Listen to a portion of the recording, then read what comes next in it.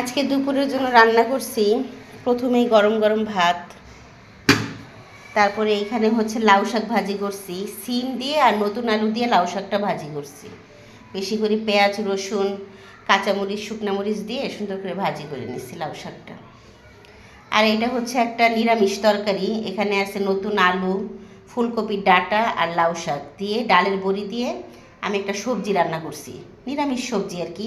এটা জাস্ট আমার জন্য। আর এইখানে হচ্ছে শেরপুঁটি মাছ ভাজা, এটাও আমার জন্য। মাছটাকে আমি ভেজে তুলে রাখছি শুধুমাত্র আমি খাবো বলে। আর এইখানে হচ্ছে ফুলকপির তরকারি, শেরপুঁটি মাছ দিয়ে ফুলকপির তরকারি রান্না করছি। ফুলকপি দিছি আর হলো আলু দিছি, নতুন আলু দিছি দিয়ে শেরপুঁটি মাছ দিয়ে একটু ঝোল করে রান্না করছি, বেশি করে ধনেপাতা দিছি। তো এই হলো আজকে আমার লাঞ্চ মেনু।